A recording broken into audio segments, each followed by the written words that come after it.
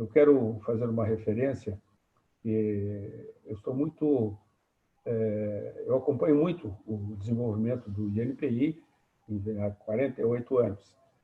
E eu quero, aqui de público, já fiz isso em particular, dar os parabéns ao Cláudio pela gestão que ele está fazendo, impulsionando as coisas que estão ocorrendo, necessárias, que, de certa forma, já deviam ter ocorrido há mais tempo, mas a gente sabe como as coisas funcionam no serviço público. Eu, principalmente, sei que não é muito fácil. O Graça Aranha também, que foi presidente do NPI, também conhece isso. Mas as necessidades, elas estão sendo, enfim, realizadas. Tivemos grandes avanços, e vamos continuar assim. E eu acho que o que nós estamos fazendo hoje, trazendo o conhecimento de todos, a experiência, e, às vezes, e com certeza traremos sugestões, vão engrandecer muito mais o trabalho da propriedade industrial no Brasil, consequentemente o nosso, e com resultado benéfico para as empresas. Então, eu dou boas-vindas a todos como moderador e agradeço muito por ser convidado deste webinar, e me honra profundamente. Eu não sei, como moderador, se eu passo a palavra para alguém ou nós temos um protocolo que tem o primeiro a falar. Anuel? Olha, como eu fui designado o primeiro a falar, então eu já me antecipo aqui, agradecendo as suas palavras, Paulo, e saudar aí a todos também, sobretudo aos meus amigos Zé Graça Aranha, Álvaro Loureiro e o presidente Cláudio Furtado. Antes de começar a falar, eu queria só ressaltar a importância desse tema. A gente vê que a gente tem aqui 3 presidentes, ou 2 deles ex-presidentes do INPI, entrando nesse assunto que hoje voltou a ser importante. O Paulo mencionou os grandes avanços aí, deu os parabéns ao Cláudio, eu também aproveito para fazer a mesma coisa, mas, por outro lado, nós tivemos um retrocesso grande em relação à questão do agente ou do intermediário, como o presidente Cláudio Furtado costuma chamar a pessoa que exerce essa função de ser o intermediário ou o agente perante exercendo o procuratório junto ao INPI. Eu sei que o Álvaro, no final, vai entrar mais nesses detalhes, porque ele conhece bem esse assunto. A BAP é a entidade mais afeita a esse tipo de problema. Mas eu queria só dar início comentando aqui que o presidente Cláudio Furtado, já em algumas oportunidades, me corrija se eu estiver errado, presidente, mas ele, com toda razão, vem reiteradamente manifestando o incômodo que ele vem percebendo à frente do INPI com a má qualidade de determinados intermediários ou agentes exercendo essa função, que acabam que são um dos fatores que ocasionam esse problema histórico e crônico do INPI, que agora está sendo enfrentado com êxito, né, que é o do backlog de patentes. Quer dizer, a BPI, eu falo aqui pela BPI, evidentemente, né, o grande incômodo dela nessa questão é esse atraso nos exames das patentes, né, que agora encontrou-se uma solução, mas a coisa precisa se dar continuidade, né? Não é apenas resolver o problema e permitir com que ele lá na frente volte. Isso é uma preocupação grande que a BPI tem e que a má qualidade desses que exercem o procuratório junto ao INPI acaba causando, ou sendo um dos fatores importantes para causar esse atraso pela quantidade de exigências, pela quantidade de solicitações que acabam sendo feitas junto ao INPI. Isso vai atrasando o exame daqueles pedidos todos que são feitos da maneira regular e que nós todos esperamos que isso aconteça dessa maneira. Então, por conta desse incômodo que o presidente Cláudio Furtado já se manifestou em alguns webinars dos quais eu participei, possivelmente em outros também que eu não tenha participado, é que gerou, a gente criou, teve a ideia de promover esse webinar com esse tema. Eu me lembro que, há muitos anos atrás, quando eu era procurador-geral da ABAP, e a ABAP e o INPI formaram uma comissão conjunta para exercer uma fiscalização e uma autorização para esses intermediários atuarem junto ao INPI. Isso durou muitos anos. Quem estava à frente pelo INPI era o Gerson, que hoje está coordenando os recursos lá dentro do INPI. E existia um código de ética, existia um respeito e uma punição àqueles maus agentes. Existia, naquela ocasião, uma interferência muito grande, que eram, a gente chamava até esses procuradores de zangões, que eles interferiam nos processos, nos pedidos de registro feitos por outros escritórios. Então, era um samba do crioulo doido. E isso colocou ordem naquela ocasião, e a coisa vinha funcionando muito bem. Essa comissão mista se reunia periodicamente e exercia lá, tinha um código de ética que faziam valer naquela ocasião e melhorou muito a coisa. Depois disso, houve uma ação judicial promovida pelo Ministério Público Federal, acabando, né, suspendendo essa profissão do agente. Acredito que o Álvaro depois vai entrar em mais detalhes a esse respeito. Então, a BPI, né, ela acredita muito numa possibilidade de se estabelecer alguma outra forma de qualificar esses intermediários ou esses agentes para que a coisa volte a funcionar com uma qualidade melhor e evitando que esses atrasos nos exames, nos pedidos de marca, de patente, sobretudo, mas nos de marca também, acabem ocasionando um atraso maior.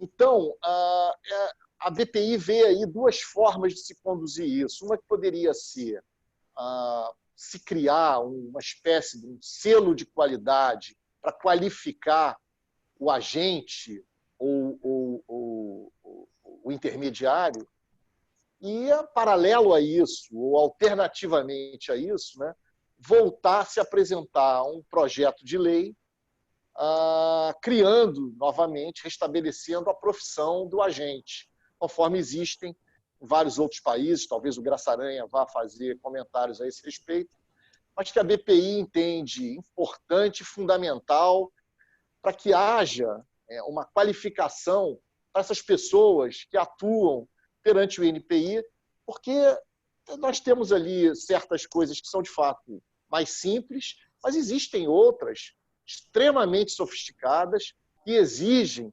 um alto grau de especialização para aqueles que vão atuar frente ao INPI.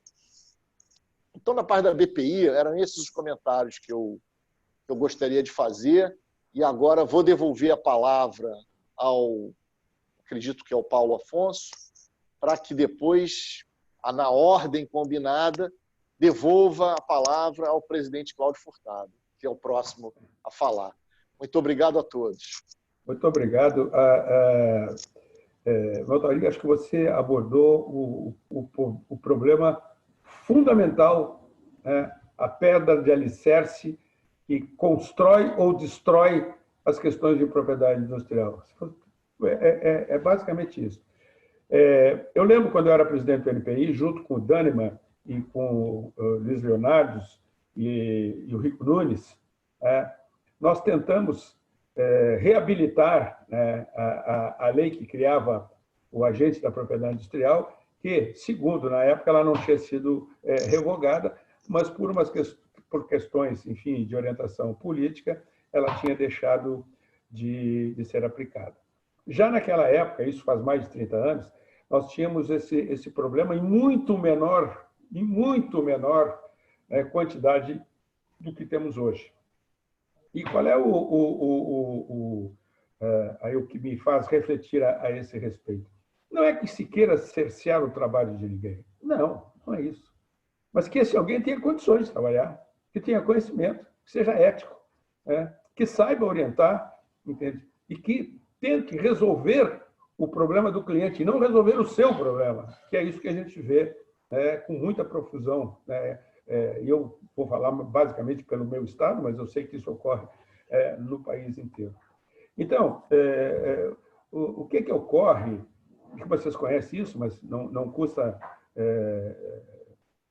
falar mais uma vez, pessoas que passaram por algum escritório, que viram que tem um processo eletrônico de depósitos, enfim, que preenche um determinado formulário, e se sentem capacitados a ir numa junta comercial, no cartório de documentos, abrir uma empresa e se apresentar como profissionais da área de propriedade industrial. Aqueles que fazem isso, que já passaram por um escritório, que tiveram experiência e que seguiram a sua vida profissional como qualquer um, e que temos tantos, ótimo, isso é muito bom. Agora, tem aqueles que passaram como vento, entende? E que se arvoram a conhecedores. Esses são os predadores. E é isso que a gente tem que regrar. Como foi regrado há um tempo atrás, que nós tínhamos a Comissão de Ética no NPI, que chegou a funcionar, suspendeu alguns escritórios, enfim. Mas isso, enfim, porque a determinação legal caiu, mas eu acho que é um tema importante a gente discutir agora, principalmente que estamos numa fase de modernidade do próprio INPI, e que está sentindo, com certeza, como se referiu o Montori, a essas intervenções indevidas, entende? Para procrastinar processo com um único interesse. Alguém que faz isso para ganhar o dinheiro, que não beneficia ninguém. Sem levar em consideração o número significativo de processos que são encaminhados, sem a menor possibilidade de serem concedidos. Eu acho que esse exame preliminar, esta fase, onde a gente analisa as possibilidades, ela tem que ser mais profunda e tem que ser feita por quem conhece.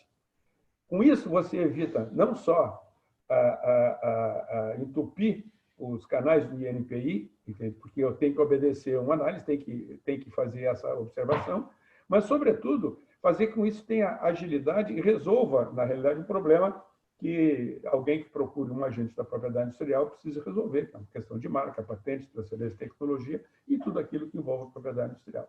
Então, eu acho que esse assunto realmente é um assunto muito importante, ele tem que ser, sim, debatido muito seriamente, passa, talvez, eu não sei, por uma nova lei, uma nova forma, e essa questão do selo ela pode ser paliativa, entende? E premiar aqueles escritórios que realmente têm capacidade, têm critérios e são reconhecidos do que não fazer isso com outros. Mas eu lembro que o que funciona hoje com muita eficiência é um sistema de venda, né, de assuntos de propriedade industrial. E, pela minha experiência, eu lembro aqui que é o seguinte, o empresário não gosta de ouvir não. É difícil você dizer não para um empresário que ele não retruque com alguma coisa. Não, eu quero determinada marca. Não pode, por causa disso, por causa daquilo. E sempre tem uma forma de ele querer ajustar o seu desejo a uma questão de formalidade legal. E muitas vezes, a gente que trabalha nessa área procura orientar que não é dessa forma, e sim direcionar outro caminho, ou fazer com que ele desista. Agora, aquele que não tem essa formação, que não conhece a legislação, que não conhece os procedimentos, nem os acordos internacionais que muitas vezes protegem marcas, dizem aquilo que o empresário quer, ouve. Imediatamente ele fica maravilhado. E aí ele começa a perder tempo, dinheiro, prestígio, até ele se dá conta lá na frente que ele entrou numa furada. E é isso que a gente tem que evitar. Eu não estou sendo genérico, eu estou falando numa, talvez, minoria, mas que existe e que está causando isso, e talvez tenha ocorrido com todos os escritórios, né, de vocês ou de conhecidos, que passam pessoas assim ao largo do tempo e depois se estabelece com um bom sistema de venda, vendendo ilusões. Então, como moderador e como experiente nessa área que eu tenho vivido isso, né, eu passo, então, a palavra para o meu amigo Cláudio, que a última vez que tivemos juntos, um belo jantar aqui em Porto Alegre, no aniversário do nosso amigo Uniman. Por favor, Cláudio. Muito bem. Eu agradeço a oportunidade, primeiro, de estar aqui presente com dois presidentes de associações profissionais de alta reputação no país e de grande relevância para o INPI, e com dois ex-presidentes do Instituto que me antecederam e que tiveram o seu momento na história. Eu vivo um período digamos, de renascimento, não é, do INPI, com várias propostas que a gente tem implementado para tornar essa atividade a mais eficiente atividade de propriedade industrial, né, no país, garantidora de direitos e garantidora de segurança jurídica. E é evidente que nós necessitamos daquilo que eu chamei, usando um termo de economista, de sistema de intermediação. Intermediação como uma expressão genérica, mas para essa atividade altamente especializada do agente de propriedade industrial. Por que isso? Porque o INPI depende fundamentalmente, e a sociedade brasileira depende fundamentalmente da eficiência desse tipo de trabalho. E veja bem, dos 30 mil depósitos aproximadamente que nós recebemos de pedidos de patentes, isso é sobretudo relevante na área de patentes, tá certo? Nós temos uma taxa chamada de deferimento, tá certo? Relativamente baixa em pedidos de patente de invenção. Nós temos uma taxa de deferimento de 48%, contra 65% de pedidos estrangeiros. Em modelos de utilidade, ela é um pouco mais elevada, ela é 62%. Mas o que é importante é que 47% dos pedidos em 2019, isso daí é um número levantado recentemente pela equipe da diretoria de patentes do INPI, tá certo? Eles foram perdidos por falta de clareza, por insuficiência descritiva, por não cumprimento de exigências formais, por trazerem matéria não patenteável, porque houve mudança na natureza do pedido, coisas que trazem um enorme custo operacional para o INPI, e como o Montauri colocou logo no início, que efetivamente contribuem para que o processo de exame seja um processo delongado e, por conseguinte, também um dos responsáveis pelo chamado backlog de patentes, e que causa um custo elevadíssimo para a sociedade brasileira. Ele causa um custo em termos de tempo para o INPI e causa um custo pela perda, muitas vezes não necessariamente pela existência ou não existência de atividade inventiva, mas por não cumprimento de uma série de itens requeridos pela legislação e pelas resoluções do INPI, que, de outra forma, poderiam ser bem atendidas pelos agentes de propriedade industrial. Então, a nossa visão, como presidente do INPI e como instituição, é de que nós provavelmente precisamos de algum mecanismo, e que já existiu no passado, como vocês levantaram aqui, que seja responsável não por necessariamente regulamentar a profissão. Esse negócio de profissão regulamentada, sinceramente, é uma coisa dos anos 40 e 50 aqui no Brasil, de atribuir, não é, competências específicas a determinadas profissões. O que nós precisamos é de, em primeiro lugar, um sistema de certificação e um sistema de garantia de qualidade. Eu não quero dar exemplos no caso do INPI, até porque eu não tenho a necessária vivência do processo histórico pelo qual todos que estão aqui já passaram, mas eu vou dar um exemplo de outro tipo de associação que eu acompanhei diretamente o processo e que não precisou de lei. Na verdade, precisou apenas de uma regulamentação por parte da Comissão de Valores Mobiliários, que foi o caso dos gestores de fundo de Private Equity Venture Capital. Por quê? Porque naquela atividade, muita gente era efetivamente gestor do investimento. Colocava dinheiro na empresa e participava do processo de gestão dos empreendimentos que recebiam o investimento para que se criasse valor.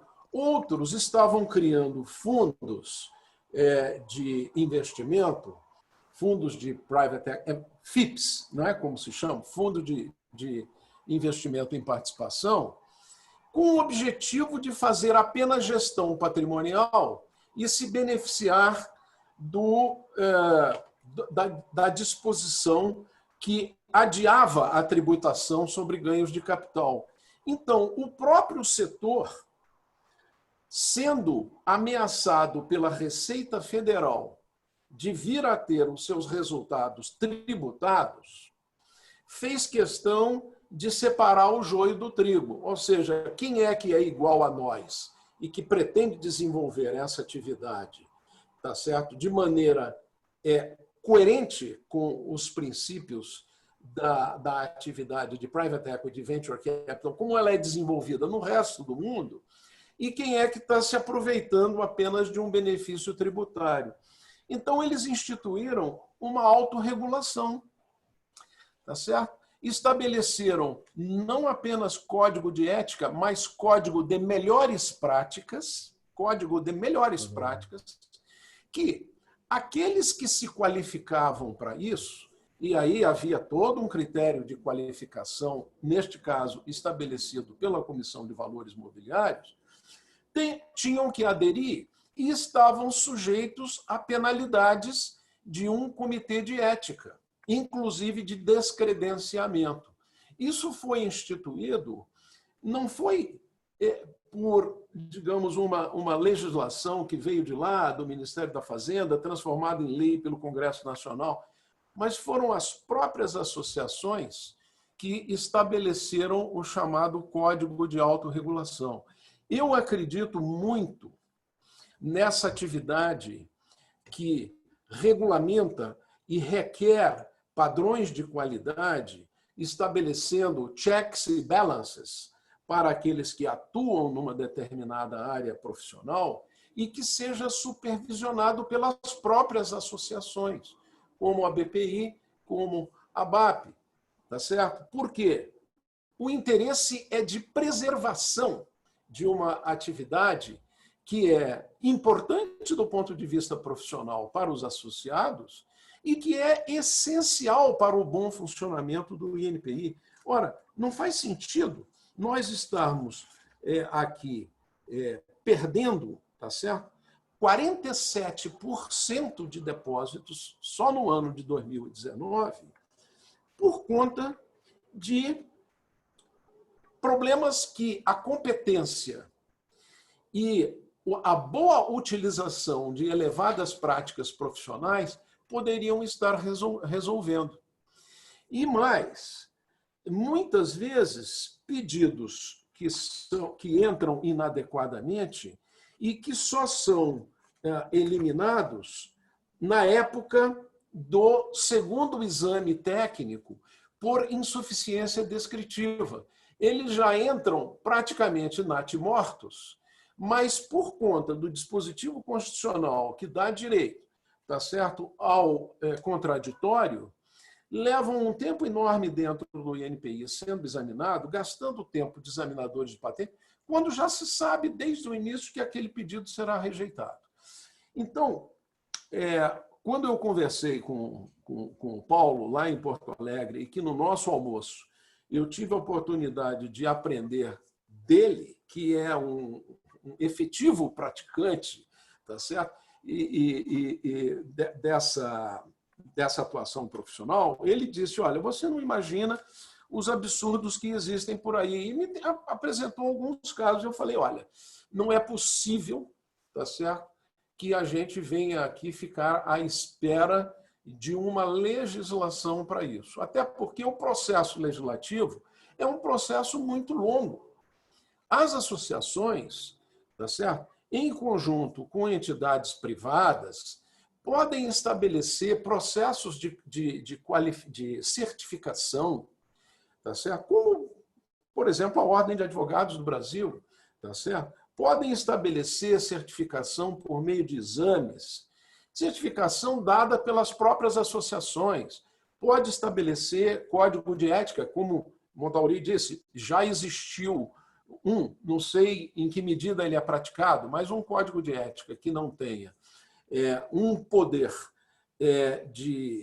digamos, de verificar desvios e atribuir descredenciamentos, ele se torna ineficaz. Mas não devemos parar apenas na ética, devemos parar na adesão a um código de melhores práticas de trabalho.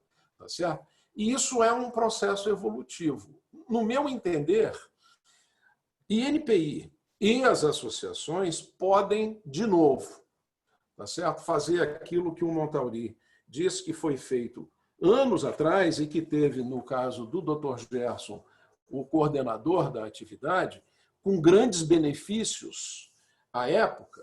Nós, de novo, podemos promover o ressurgimento disso, criando um código de autorregulação, tá certo? E um processo de certificação por uma entidade de reputação ilibada que estabeleça critérios de qualificação, seja com exames e tudo, tá certo? E critérios de credenciamento com base em experiência comprovada, como, por exemplo, é o caso do IBGC, né? Não existe hoje o regulamento da profissão de conselheiro de administração, mas existem conselheiros de administração certificados pelo IBGC e outros que não são certificados.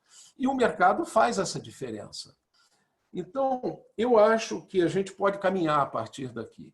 Daí a importância e o meu cumprimento aos formuladores, aos que propuseram este nosso seminário, tá certo? Dizer que o INPI, por meio de um projeto estratégico que nós chamamos INPI Negócio, está totalmente envolvido, tá certo, em promover a necessária mudança qualitativa no chamado sistema de intermediação. De novo, eu uso o sistema de intermediação aqui como uma expressão econômica de uma atividade importantíssima, tá certo?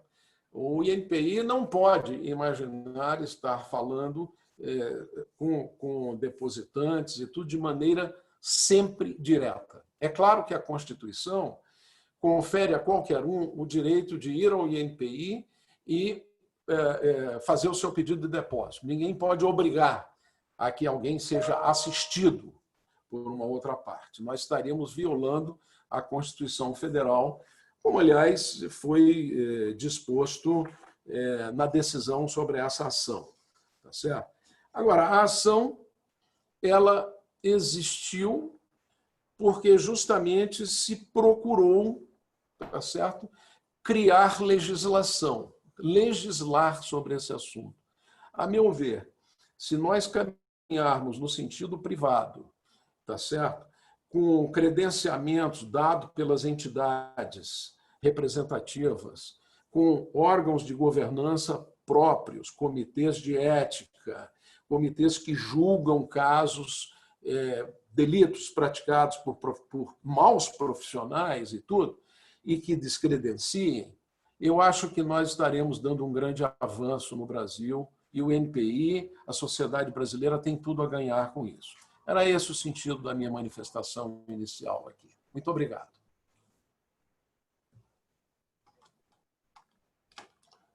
Paulo, microfone.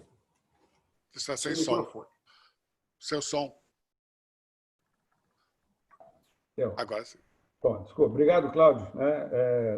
Está sendo muito proveitoso esse nosso webinar aqui e nós estamos todos direcionados para o mesmo caminho. Certamente, mais adiante, não agora, mas acharemos soluções que vão resolver esse problema.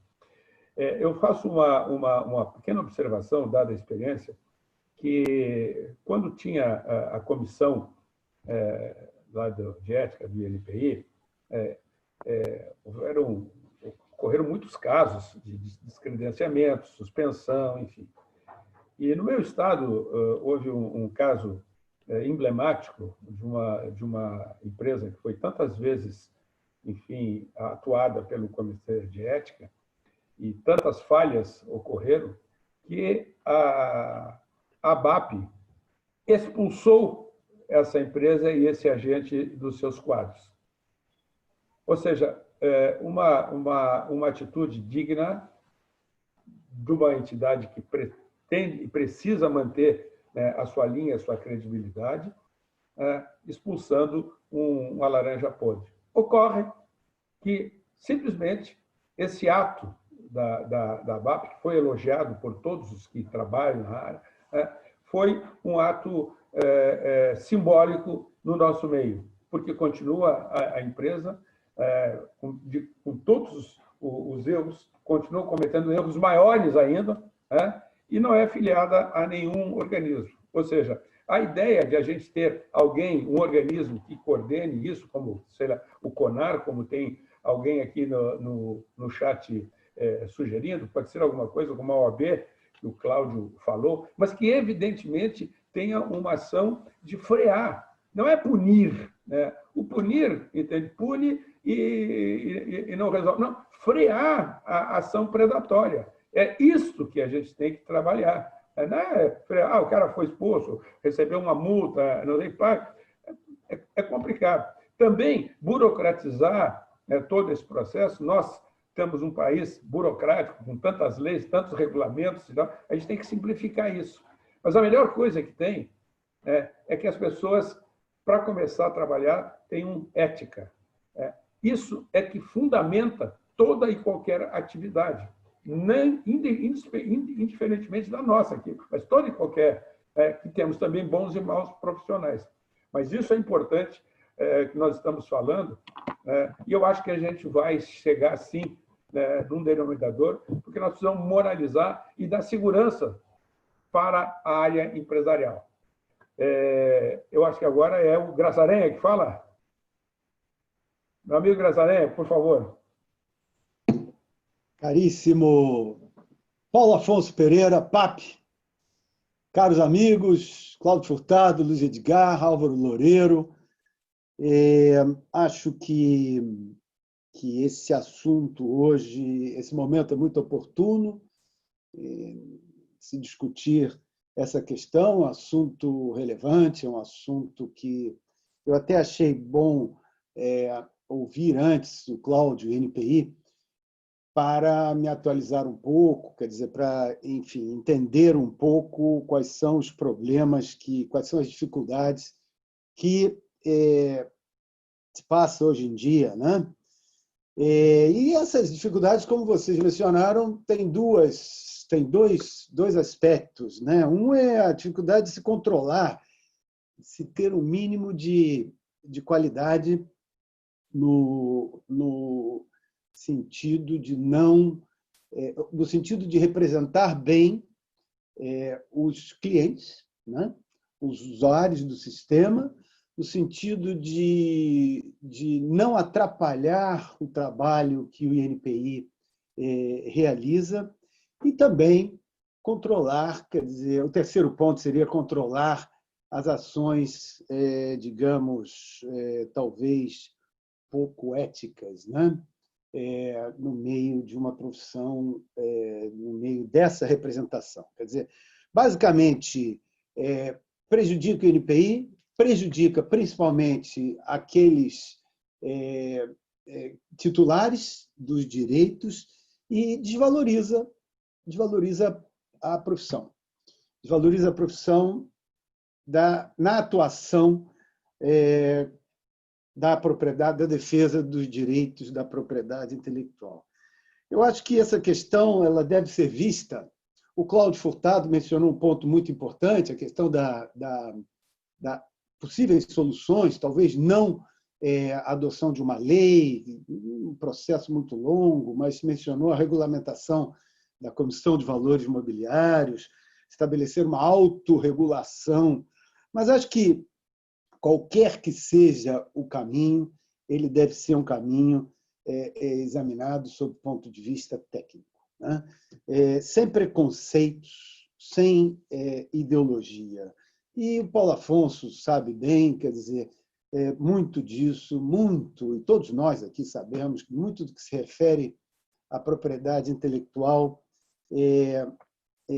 tem um componente ideológico um pouco carregado, e essa é uma dificuldade que nós temos. Quer dizer, a ideologia tem que ser deixada de lado e devemos examinar essa questão sob o prisma exclusivamente técnico, né? Nunca ideológico e não político também, né? A visão da propriedade intelectual, muitas vezes, ela é complicada. E para que ela serve? Quer dizer, ela tem três aspectos, né? Quer dizer, ela serve para proteger a inovação, né? Proteger a criatividade, estimular a economia, dar garantias ao investidor, melhorar o ambiente de negócios, gerar riquezas, né? Esse é o objetivo da propriedade intelectual. E quem são os pilares? Nós temos alguns pilares nesse sistema, né? Quem são os pilares? O principal deles, claro, que é o titular. É o titular do direito, do possível direito. Quer dizer, é o inventor, é o criador, é o escritor, é a indústria, é o comércio, o empreendedor. Quer dizer, esse é o principal principal pilar de toda essa estrutura e que os outros dois devem trabalhar para esses dois. Os outros dois quem são? O INPI, que deve prestar serviços a contento, em tempo razoável, e os advogados, os agentes, os representantes dos titulares desses direitos que foram historicamente, são até hoje, quer dizer, responsáveis nos anos mais difíceis que nós tivemos aqui da propriedade industrial no Brasil, por manter a chama da propriedade intelectual acesa, né? Quer dizer, entre os anos 70 até 1992, o Paulo Afonso presidiu o INPI nessa época, quer dizer.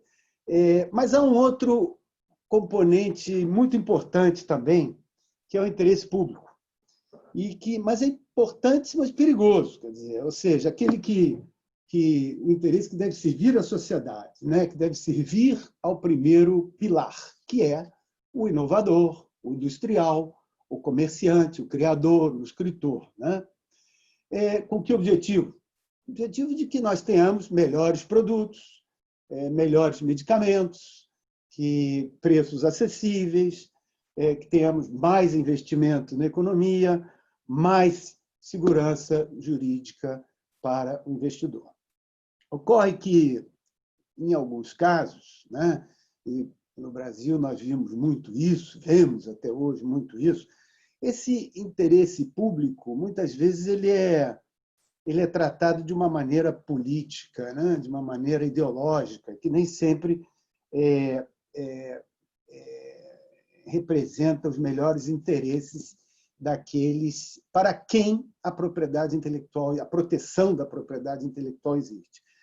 Em ocasiões, o interesse público é sequestrado, né, por aqueles que ocupam provisoriamente algum cargo público, né, e de algum cargo público de relevância, e essas pessoas, às vezes, tentam impor a sua própria agenda, a sua ideologia, a sua própria maneira de ver as coisas, no caso aqui, de ver a propriedade intelectual. E foi assim até, Paulo Afonso pode me corrigir se eu estiver errado, mas até 1992, por exemplo, quando o INPI modificou o seu entendimento sobre questões óbvias, questões que estavam na lei, mas que, por uma questão ideológica, não eram implementadas. Foi durante a presidência do nosso amigo José Roberto Guzmão que o INPI passou a implementar a Convenção de Paris. A Convenção de Paris era de 1883, quer dizer, e era ignorada pelo INPI, e por isso que eu falo, o papel dos agentes foi muito importante para manter a chama acesa da propriedade intelectual naqueles anos mais difíceis. O Brasil foi o membro fundador da Convenção de Paris, mas ignorava solenemente. Então, a partir de 92, essa visão ideológica que existia até aquela época, e que existe ainda hoje em dia, claro, começou a ser deixada de lado. Quer dizer, em 1999, alguns anos depois, as patentes voltaram a ser concedidas. Em 2000, a classificação internacional de marcas passou a ser adotada.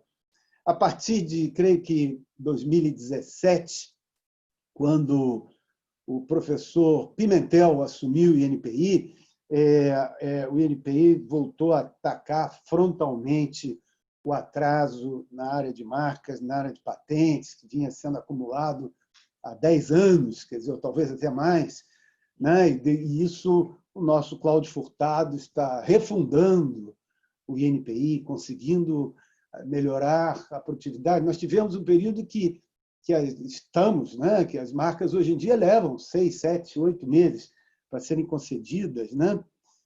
As patentes estão caminhando muito. Quer dizer, então, esse interesse público, muitas vezes, ele é sequestrado por questões ideológicas de pessoas que ocupam cargos provisórios ali, né? Quer dizer, nós já tivemos, dentro da área da propriedade intelectual, presidentes do INPI, diretores de patentes, que eram contra a propriedade intelectual, quer dizer, que eram contra a concessão de direitos. Uma vez disse, por mim, não tínhamos nenhum examinador na área de biotecnologia. Isso é horrível. Quer dizer, outro que era contra a indústria, contra a CNI, não gostava da CNI, contra o empreendedor. Quer dizer, esse tipo de ideologia, né, é complicado. E a questão dos agentes oficiais, dos intermediários, como mencionou o Cláudio Furtado, deve ser examinada sobre o aspecto exclusivamente técnico, sem preconceito, nem todos que são a favor da propriedade intelectual são venais, nem todos que são a favor da propriedade intelectual não defendem a indústria nacional, muito pelo contrário, quer dizer, muito pelo contrário, a propriedade intelectual existe para defender a indústria nacional e a indústria de todos os países, né? Assim como, generalizando, que nós vemos, quer dizer, que nem hoje em dia, né, os ambientalistas são todos comunistas, quer dizer, nem todos os ambientalistas são comunistas, nem todos os organismos internacionais são tomados por comunistas, né? Quer dizer, nem todos, aliás, nenhum organismo internacional atenta contra a soberania dos países. Quer dizer, são organismos que são member-driven, né? Que são conduzidos pela vontade dos Estados-membros, né? E nem todos os brasileiros, evidentemente, que trabalham nesses organismos internacionais são comunistas. Mas todos os terraplanistas são loucos, né? Enfim, mas o que eu queria dizer é que entra governo e sai governo, nós sempre temos essas pessoas, né?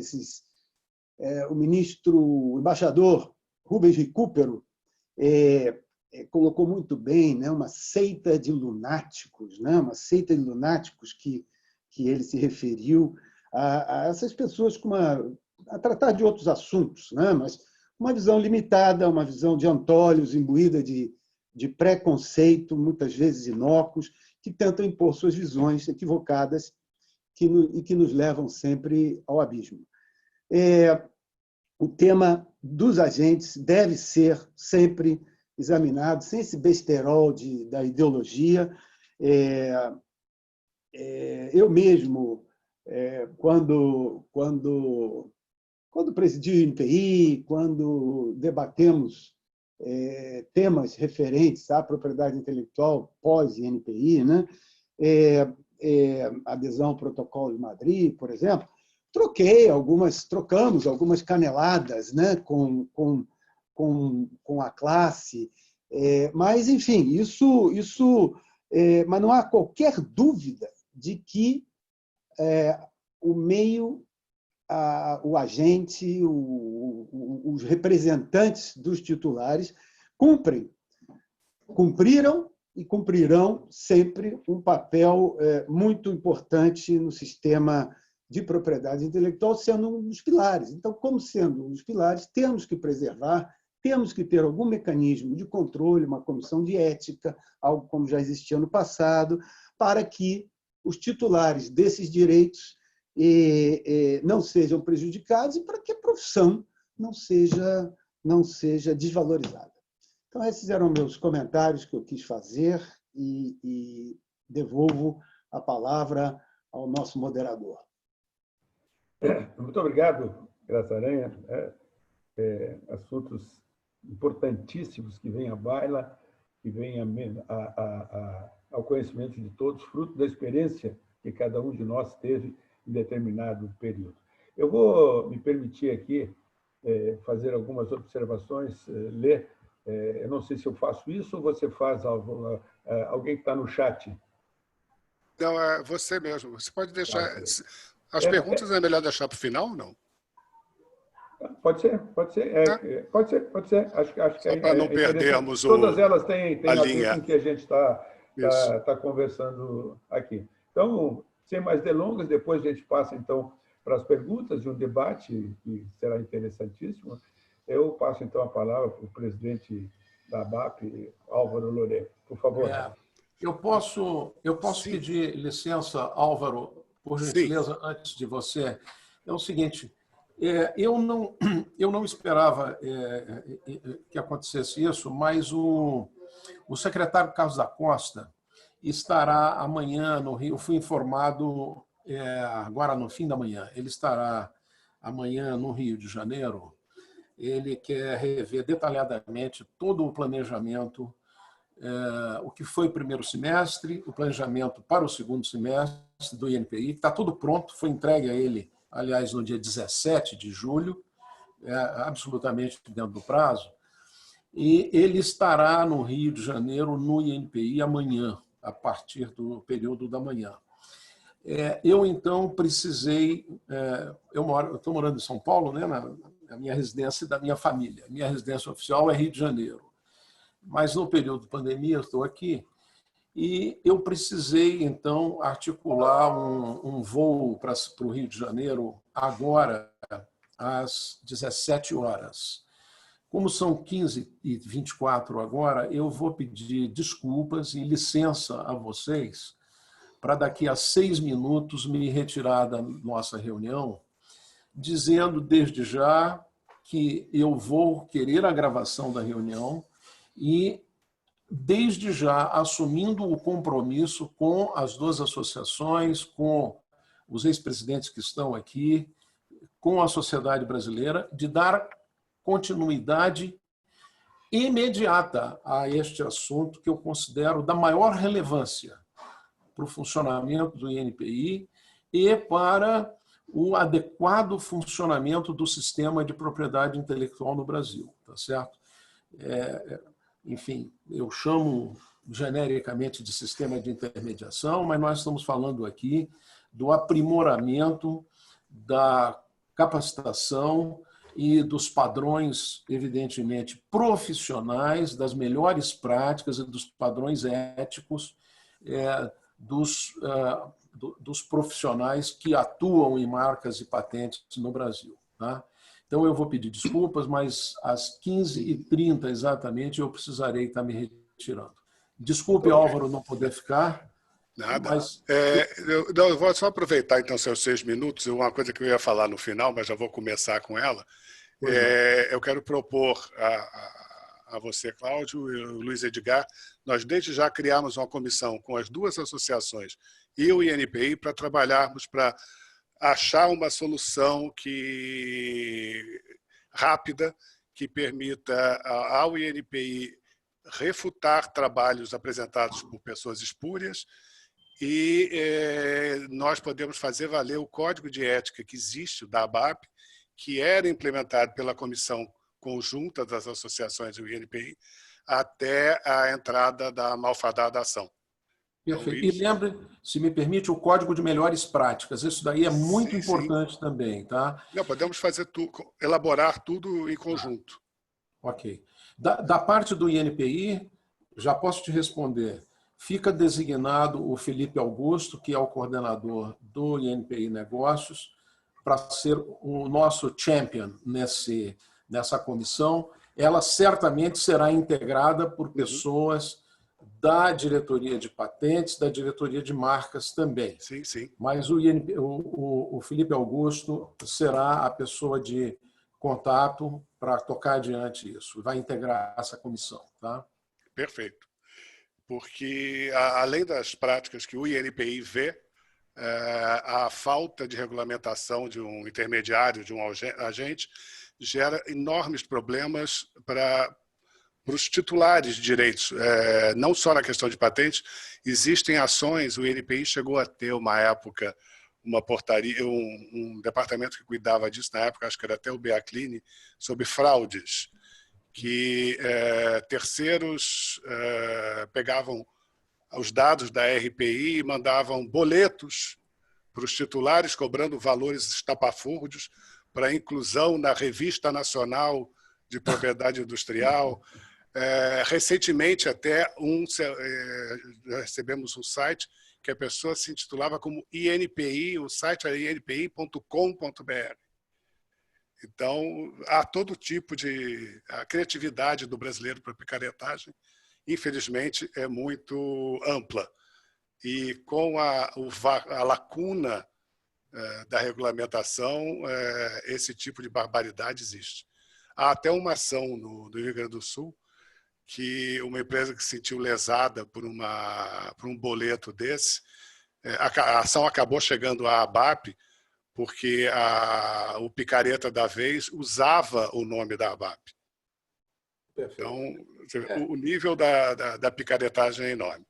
Agora, olha, e vocês podem estar certos de que o nosso ministro da Economia, nosso secretário de Produtividade, Carlos da Costa, eles estão absolutamente sintonizados com a necessidade desse aprimoramento.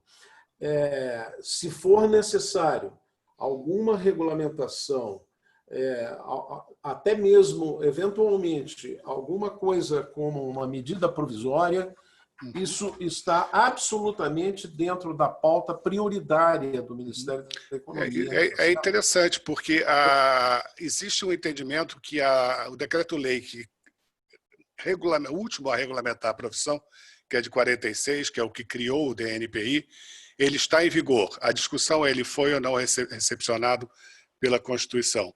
Essa lacuna que foi preenchida pela portaria do então ministro Dornelles em 98, que foi questionada a partir de um parecer de uma procuradora da AGU que estava lotada no INPI, que gerou a ação. A ação está, em segunda instância, a decisão foi negativa à ABAP, o INPI e a ABAP entraram com embargos. Como a gente está falando do TRF de São Paulo, estamos há 2 anos esperando uma decisão sobre isso. Mas o próprio INPI foi muito lógico nos seus embargos, dizendo que existem 1.300 agentes. A questão está pacífica. Por que não aproveitar? Por que andar para trás, né, nisso tudo? Então, isso tudo a gente pode discutir à frente. A relação da ABAP com o INPI é visceral. Eu acho que eu comentei isso no nosso almoço de fim de ano, que quando ela foi criada em 48, 72 anos atrás, antes de ter uma sede, ela funcionou numa sala cedida pelo DNPI. Então, a ABAP saiu de dentro do INPI. A relação vem desde o nascimento. Então, vamos... Provavelmente no edifício à noite, que foi entregue na semana retrasada, para o leilão, né? Para a sociedade brasileira. Tá?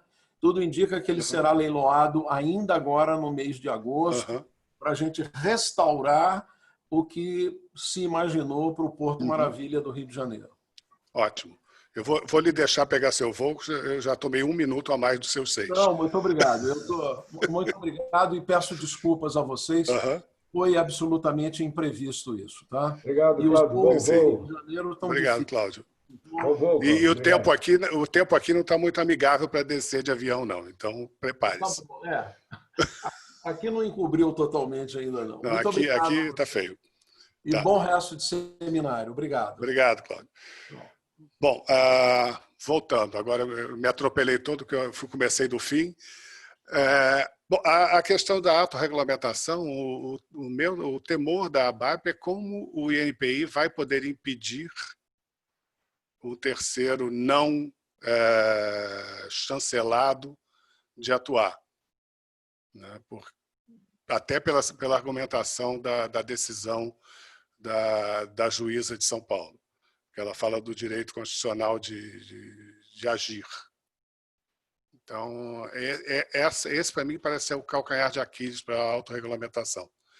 Existem projetos, a ABAP já se consultou com assessores no Congresso e é necessário que o projeto venha do Executivo para se regulamentar a profissão, ou se re-regulamentar a profissão, que dizem que ela não existe, mas existe um código da declaração de imposto de renda para a profissão do agente, então ela existe, né? Então, não foi abolida. O código de ética da ABAP existe, pode ser a sugestão do presidente Cláudio é muito interessante, do Código de Boas Condutas, pode ser acrescido. Podemos nos inspirar nos outros países, que uma enormidade de países regulamenta a profissão, e salvo 2 exceções, que eu vi, acho que a Finlândia e a Suíça, que não a representação de um agente não é obrigatória, apesar de existir. Nos demais países o órgão regulador em vários países é público, é dividido, em outros é privado. Pelo meu conhecimento, o privado funciona muito bem. Eu tenho mais conhecimento da CNCPI, que seria a associação equivalente à ABAP, ou como eu chamo de ABAP turbinada, na França, porque ela tem poder de polícia, ela faz tudo. Na verdade, ela tem todas as atribuições que o Dr. Cláudio sugeriu que o órgão regulador, a associação reguladora, faça. Testes, exames, poder de polícia, poder de censura e suspensão. Me parece ser o melhor caminho a ser trilhado. Se por autorregulamentação funcionar, ótimo, que é mais rápido, se não, algum tipo de acordo com o Ministério Público para que se tire algum proveito da ação, até das respostas que foram apresentadas nos embargos, podemos estudar alguma coisa por aí. Mas, resumindo, para não querer tomar muito mais tempo, é muito salutar essa discussão. O Dr. Cláudio só veio mostrar, com a preocupação dele, tudo o que foi dito desde 2009 pelos agentes, o que poderia acontecer com a suspensão das provas, dos exames, da validade da profissão, que seria má prática em todos os sentidos. Péssimos profissionais apresentando trabalhos e ludibriando aqueles que poderiam ter realmente uma boa patente para suas invenções.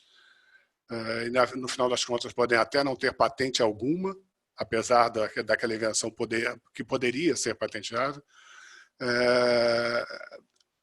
Fraudes, como as que eu mencionei, de pessoas se fazendo valer de oficiais para tirar dinheiro por boletos de terceiros para publicações em órgãos inexistentes. O meu grande temor realmente é, como o Paulo Afonso mencionou, aquela entidade, aquele escritório que foi censurado e expulso por práticas espúrias, segue hoje nas suas práticas, infelizmente, trabalhando para incautos desinformados, né, que acreditam na sua idoneidade, que eventualmente nem tanto é assim. Bom, eu acho melhor a gente abrir. Então, é mais ou menos isso que eu tinha a falar. Existe um projeto de lei que está não em andamento, mas em conversas com deputados, mas isso ainda está embrionário e o Covid atrapalhou todas essas conversas, então talvez a levantada da questão pelo Dr. Cláudio traga isso à tona de uma forma mais fácil e mais rápida. Resumo, era isso que eu tinha para comentar e vamos às perguntas. Bom, muito obrigado. Sim, por favor. Eu tenho apenas um comentário ainda a fazer. O ideal era que o presidente Cláudio ainda estivesse por aqui conosco para assodar um pouco mais a vontade do INPI em relação a isso. É que o INPI, com o cadastro dos agentes, né, ele era uma fonte de arrecadação, não sei se importante, mas que era todos os agentes cadastrados perante o INPI pagavam uma anuidade. E isso era uma fonte de receita segura, garantida, que o INPI tinha todos os anos, né? Então, era bom a gente também, Álvaro, de alguma forma, Sim. fazer essa informação chegar ao presidente Cláudio Furtado, via o Felipe, para que eles também se animem mais com isso. Sim, né? Sim. Sim, é verdade, porque tanto as provas quanto a anuidade eram pagas ao INPI. É uma fonte de receita. Sim. A taxa a anuidade do agente era paga ao INPI, não à BAP nem à BPI. E, salvo engano, o critério que se adotou lá atrás para cadastrar aqueles que poderiam se qualificar como agentes foi a comprovação do exercício do procuratório junto ao INPI nos últimos, há pelo menos 5 anos, e depois aqueles que não estariam dentro dessa qualificação, existia uma vez por ano, ou uma vez a cada 2 anos, já não me lembro mais, uma prova para que eles prestassem e pudessem se qualificar. Sim, a prova era realizada no INPI era organizada para BPI, pelo INPI e pela BAP. Isso o Graça Aranha deve se lembrar, porque é a época que ele era presidente. Né? 98, final de 98 é a portaria, até se criar tudo, você era o presidente na época. Funcionava muito bem.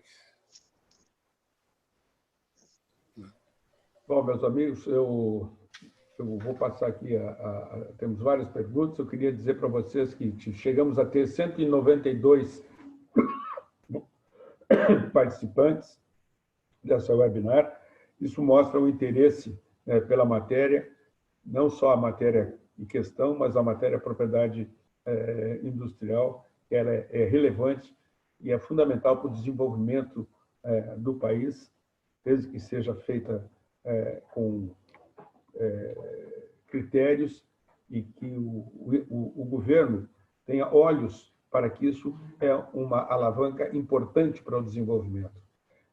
Eu acho que este governo, atualmente, foi o que pelo tempo que eu milito em propriedade industrial, o que deu um olhar mais importante para dentro do INPI. E, na realidade, não é só a questão de burocratizar ou de desburocratizar, mas incentivar o desenvolvimento tecnológico, que ele fique aplicado dentro do país e que evite, né, muitas vezes, a compra de tecnologia de fora, quando essa já está disponível aqui dentro, desenvolvida, inclusive, aqui, por empresa, por pesquisadores e tal, que tem muito. Eu acho que o antigo banco de patentes do INPI deve ser um banco de fomento para que as tecnologias que estão lá dentro possam estar disponíveis para as empresas que se desenvolvam. O Casarei fez um comentário ali que eu só queria fazer um ponto em cima. Eu fui presidente da comissão interministerial do governo brasileiro que fez o projeto da atual lei, que teve 732 emendas e levou 5 anos para ser aprovado. Mas o fulcro, né, o principal da construção desse novo projeto de uma lei era para se conceder patente farmacêutica. Essa era a base.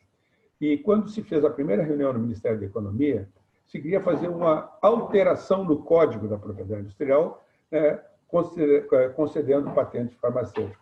E, naquela ocasião, eu falei o seguinte, que eu não via benefícios em fazer mais um remendo no Código da Propriedade Industrial, que ele vinha sendo remendado, né, durante muito tempo, e que a gente deveria, à luz do que estava acontecendo enfim, no mundo inteiro, enfim, os avanços nessa área e novas legislações de outros países, nós devíamos criar uma nova legislação e não fazer um remendo do Código antigo. Mas, naquela ocasião, eu ainda fiz a seguinte provocação. Eu pergunto, e qual a política industrial que vai ser feita para o setor? Isso foi em 1990. Política industrial para o setor. Não só do setor farmacêutico, mas do setor produtivo como um todo, que nós estávamos alterando. E nós não vimos isso ocorrer, né? E, muitas vezes, aquilo que pode ser a grande alavanca de desenvolvimento desse país, como ocorreu em países que nós usamos sempre como exemplo, né? Coreia, Japão, agora a China, enfim, ficou adormecido no nosso banco de patentes, simplesmente para consulta de similaridade ou colidência. Eu acho que isso seria também interessante, não é o tema de hoje, mas seria interessante, já que se está numa grande discussão, voltar um pouco, né, para atenção para isso, né, talvez teria um grande suporte para a capacitação de quem vai agir dentro desta linha. Eu vou fazer algumas perguntas aqui, praticamente grande parte delas se referem, na realidade, ao apoio a que se faça algum tipo de trabalho, de ação, para minimizar esse problema que nós estamos discutindo. Né? E, então, fala sobre concursos, comissões mistas que já tiveram, né, para resolver esse problema. Aqui pediram comentar um pouco a respeito da ação judicial que tramita em São Paulo quanto à suspensão de agente, alguma visão do que pode ocorrer no STJ. O Ricardo Pinho, aqui do Rio Grande do Sul, indaga se não seria possível o INPI tentar, junto ao Ministério Público, um ajustamento de conduta para a ação ainda em curso possa ser terminada e possam serem reimplantadas as comissões mistas. O Milton Lucídio, aqui de Porto Alegre, também. No meu sentido, faz diferença duas coisas. No meu sentido, existem duas coisas diferentes. Possibilitar que o titular atue diretamente no INPI sem procurador, é perfeitamente possível, isso, né, isso é óbvio, né, é o normal, e o titular possa contratar um profissional para assessorá-lo. Também é o normal, é o que existe hoje, né? É optativo, né? E quando ele optar por contratar, deverá haver um filtro de quais os países, filtro que nos mais países é feito por requisitos mínimos. Bom, é o que nós estamos falando, é a qualificação, que quem vai ao mercado buscar um profissional tenha o reflexo, né, e se identifique com esse profissional como mais capacitado. E aqui ele faz uma outra sugestão, que é exemplo do que existe na Justiça, que o INPI pudesse ter um tipo de defensor público, né, de propriedade industrial para aquelas pessoas, empresas, pessoas mais, acredito, que não tenham condição de ter acesso ao INPI. Isso é uma verdade, existe muita dificuldade. Às vezes, né, o inventor tem uma bela de uma ideia e não tem uma chave de fenda para começar a fazer um projeto. Eu falo isso porque ainda eles desconhecem os CAD, os processos técnicos e tecnológicos para se fazer um desenvolvimento de patente, mas são coisas que estão sendo colocadas aqui. Eu estou falando tudo isso dentro de um contexto só para dar oportunidade de todos se manifestarem depois, né? Aqui também, o Fischer diz que excelente discussão, parabéns, obrigado, isso é ótimo para nós, nos incentiva.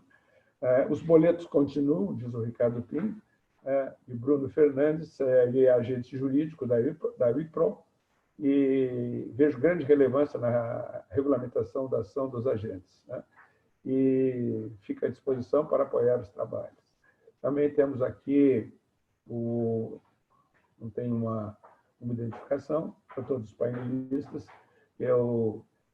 que comunica que o primeiro presidente eleito da BAP foi Francisco Antônio Coelho, que era uma homenagem ao ex-diretor do DNPI, antecessor do DNPI, responsável pelo departamento que regulamentava e que reconheceu a profissão de agente em 1933.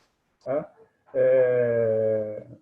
Aqui o Ricardo Pinho fala sobre a manifestação do Montari, que ele está correto, perfeito, e até a decisão já exarada, na já mencionada ação judicial, havia duas comissões distintas funcionando, o INPI, a COCAP, responsável pelo cadastramento, exatamente, o Gerson, que era presidida pelo Beaclini. E aí, aqui também, o Ricardo Pim fica feliz com a fala do Graça Aranha, porque, como ele colocou, apesar das diferenças de opinião em relação a determinados temas, a BAP, a BPI e a ONP defendem, em primeiro lugar, a propriedade intelectual e os benefícios da propriedade intelectual para a coletividade. Bom, se fosse feita uma campanha de conscientização,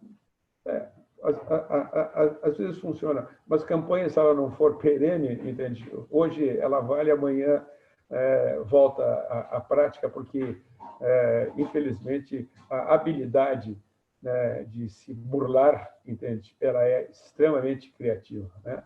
O Álvaro falou, quando começaram a aparecer os boletos, em seguida tinha umas 10 empresas, né, vendendo, né, facilidades inexistentes, né? E pessoas desqualificadas, né, que exercem atividade de procurador no PI, fere o princípio da constitucional da moralidade, esculpido no artigo 37. Nesse sentido, deve a administração pública, através do legislativo, regulamentar a profissão. Esse é o Carlos Ritt, nosso amigo também, que é da BAP. Custódio, programação, pro bono, tem objetivo, recursos financeiros. Bom, todos aqui se manifestam, enfim, favoráveis ao que nós objetivamos nessa discussão, e que eu acho que ela vai prosseguir, porque foi dado espaço importante. O INPI está muito interessado realmente nisso. Eu tive uma conversa particular com o Cláudio, a última vez que ele esteve aqui em Porto Alegre, e começamos a discutir este assunto. Ele é importante, e todos nós que atuamos nessa área sabemos da importância dele, não há dúvida nenhuma, né? E eu, agora, como moderador convidado, honrado de estar fazendo parte, enfim, desse debate, eu agradeço e convoco realmente a união da BAP, da BPI e INPI, todos aqueles que militam e que querem, enfim, que isso se resolva com o apoio da ONP, que pode nos dar apoio, incentivos e exemplos, e procurar, enfim, ajustar ou trazer alguém que tenha feito isso de uma outra forma e que achou um caminho em outros países para que a gente consiga, aos poucos, resolver. Infelizmente, eu sou muito pragmático. Nós vamos resolver em parte, sim. Nós não vamos eliminar nunca todo esse mal, porque há sempre uma brecha em que os maus vão procurar entrar. Mas resta aos bons fazer uma barreira para que isso diminua e não ocorra. E eu coloco a palavra, enfim, à disposição dos senhores, e que eu creio que a gente está se caminhando para o final, a não ser que tenha uma outra programação. Eu só ia fazer o comentário que você falou, que alguém falou da posição da ação. Sim. A ação ela foi julgada em segunda instância em São Paulo, negando o provimento aos recursos da ABAP e do INPI. E, como eu mencionei, os dois apresentamos embargos e estão para a decisão desses embargos desde 2018. Não, desde 2019, desculpe. Então, ainda não saiu de São Paulo, não foi ainda, não houve ainda recurso especial. Tá? E é só uma observação, depois que você terminou de ler os comentários, há um comentário da doutora Márcia Nunes, no final, Sim. parabenizando a discussão. Não sei se você quer ler. Não, leia, por favor. Parabéns da doutora Márcia, dizendo que os agentes são fundamentais para o desenvolvimento do tema e para a correta preservação dos direitos de todos os titulares. Uma opinião avalizada da doutora Márcia Nunes merece sempre um comentário. Muito obrigado, dona Márcia. Vejamos que nós já temos um alinhado do outro lado. Exatamente isso. Pela moral do Brasil, não só nessa área. Sim, sim. E como o Ricardo Pinho está lembrando, a profissão, eu tentei comentar isso, a profissão não está suspensa. A discussão é se aquele decreto de 46 pode ser regulamentado novamente e como, já que a Justiça entendeu que a portaria do então ministro da Economia não poderia regulamentar a questão naquele momento. Sabe, Álvaro, naquela ocasião em que o Peter Simpson, o Luiz Leonardo e o Rico Nunes, nós estávamos constantemente trabalhando nisso, indo a Brasília. Eu lembro que, em uma ocasião, nós estivemos com o procurador da República, o doutor Ferro, se não me falha a memória, naquela época, era o nome dele, e ele entendeu e favoravelmente estava encaminhando para que a solução fosse encontrada. Quando, politicamente, o governo interveio e disse, não, deixa como está. Ou seja, alguém falou aqui que, politicamente, intervém em coisas que muitas vezes não são para o nosso bem. Mas é uma questão histórica. Aí, doutor Ferro, acho que já subiu para o segundo andar, mas foi uma pessoa que ajudou bastante a BAP, a BPI, eu tenho recordação disso. Ok. Vocês têm algum comentário, Montauri, enfim, sobre o que foi comentado aqui, alguma sugestão, algum outro comentário? Afinal de contas, faz horas que a gente não se encontrava assim, tanta gente junto, né? E dá saudade. O que é ruim nessa pandemia não é que a gente não possa se encontrar. Isso é bom, nos encontramos aqui. O ruim é que a gente não tem o calor humano. Isso é fundamental. Isso é uma coisa que a gente vai fazer lá no futuro. Por favor, a palavra está à disposição e, se não tiver mais alguém, a gente encaminha para o final. Por favor. Eu tenho apenas, Paulo, um pequeno comentário aqui que eu acho... Até agradecer a participação da doutora Márcia Nunes, juíza federal conhecida de todos aqui no Rio de Janeiro, porque a opinião dela é uma opinião absolutamente isenta, né? Que nós todos aqui temos os nossos interesses, né? Que convergem para que seja regulamentada de alguma forma essa questão. A doutora Márcia Nunes, juíza federal, vem corroborar com essa questão conosco. Então, acho muito importante a opinião dela aqui dando força para esse tema que nós estamos discutindo. Então, agradecer não só a participação dela, como o comentário dela, que é muito importante aqui para esse nosso grupo.